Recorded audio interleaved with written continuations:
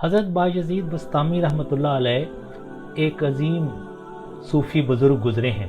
आपसे किसी ने पूछा कि आपको ये मकाम व मर्तबा कैसे हासिल हुआ, तो आपने फरमाया कि एक रात मेरी वालिदा ने मुझसे पानी मांगा।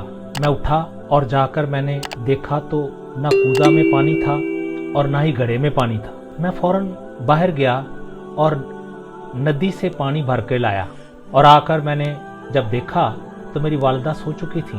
मैं उनके सराहने खड़ा रहा और इंतज़ार करता रहा कि जब उठेंगी तो उनको पानी पेश करूँगा।